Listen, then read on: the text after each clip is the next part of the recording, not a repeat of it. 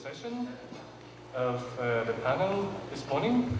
We have time until 12 o'clock, and we have got only 2 papers because one of the presenters is cancelled. And the title of this session is Rethinking the Medium of State, Nation and Sovereignty.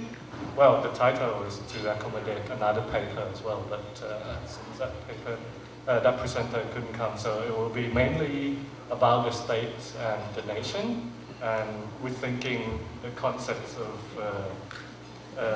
those 2 terms. Our first paper here will be on photos and papers visualizing and documenting the state in Siam by Associate Professor Soren Ivarsson and like me actually, but mainly moderating, and it will be Soren who will presenting the paper. And Dr. Soren Ivarsson is from the Department of History, Saxo Institute, University of Copenhagen, Denmark. And I think we should start from his presentation for about 20 minutes, then before we move on, please. Okay, thank you, Jan Singh. In our paper, we present some preliminary findings on changing practices of order in relation to the so-called Chakri reforms that the royal elite in Siam initiated in the late 19th and early 20th century. We are looking at practices of order linked with specific techniques of visualization, the writing and flow of documents, the visualization and measurement of time and space, and the distribution of images that supposedly represented the state. What we in fact are dealing with is examples of dividing practices that lead to the creation of the idea of the existence of a bipolar order consisting on state and society. We argue that it is such practices and the thickening of them that form the existence of the state, not the other way around. Hereby we wish to highlight some of the intrinsic dynamics of state formation without subscribing to the notion of the state as an entity. In terms of dynamics of state formation, we discuss the relevance of these themes in relation to what Timothy Mitchell has termed the state effect. In the paper, we deal with 2 different examples of the very act of seeing in Siam at the turn of the 20th century. One example is the writing of reports and lists as techniques of seeing and their related state effect. Here we draw primarily on examples dealing with the disciplinary apparatus of the provincial gendarmerie. Another example is how the state is made manifest in permanent signs and how these are made mobile via photography. In the presentation today, I will solidly be dealing with the first example, the provincial gendarmerie, discipline and documents, but maybe in the question time we will have time to touch on the other example. The provincial gendarmerie, the Dambuot Puton, was a body of military police patrolling the countryside on horseback. This institution was created in 1897, and within the first 10 years, stations were established throughout Siam. In 1915, the force encompassed around 10,000 men. And what did the gendarmes do? At this time, outside Bangkok, it was the local civil authorities, the village leader, the sub-district leader, and the civil administration at district level who were primarily responsible for dealing with local crime. With the gendarmerie, the civil authorities were given an armed force that could help out in cases that involved bandits, which the civil authorities had been unable to capture. Controlling important trade routes, markets, and general patrolling the countryside was also part of the gendarmes' task, and they did that in order to secure a free circulation of goods and people. The gendarmes were also patrolling the margins of the state. Here they were active in fighting cross-border crime, like opium smuggling. In doing so, the gendarmes were cooperating with authorities in neighboring countries. What we see here is a dual structure where the gendarmes act not only as a muscle of the civil authorities, but also deal with cases involving foreign interests, private companies, or representatives of foreign states, in which an institutionalized, uniformed and armed force was necessary. That is, in cases where a group of armed peasants under the leadership of a civil village headman could not act as representatives of the state.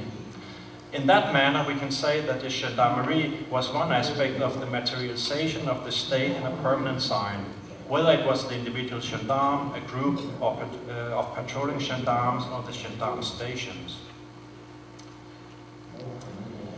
Echoing Weber's classical definition of the state, the link between the organization of coercive forces, the police and the military, and processes of state formation is of course generally acknowledged in the academic literature.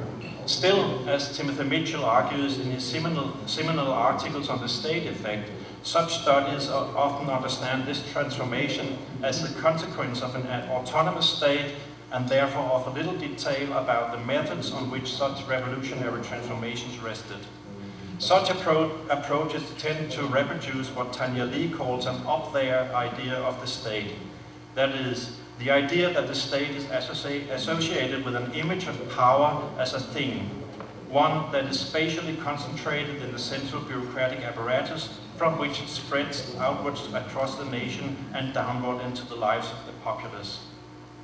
Instead, Mitchell suggests that the state needs to be analyzed as a structural effect, not as an actual structure, but as a powerful metaphysical effect of the practices that make such structures appear to exist.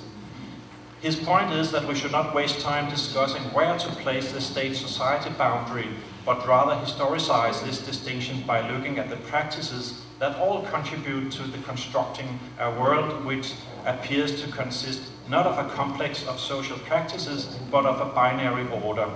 On the one hand, we have individuals and their activities. On the other hand, an inert structure that somehow stands apart from individuals, precedes them, and contains and gives a framework to their lives.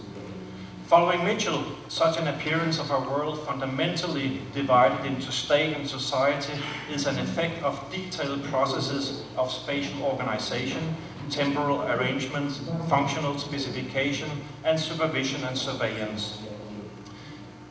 Mitchell locates the locus of such processes whereby it appears possible to set society apart from the freestanding apparatus of the state in the modern microphysical methods of order that Foucault calls disciplines. For, as Mitchell argues, disciplinary techniques are two-dimensional. An internal dimension refers to how the discipline is an internal productive power that produces the modern individual. At the same time, the notion of an institution as an abstract framework separate from the particular practices it frames can be seen as a product of the same techniques.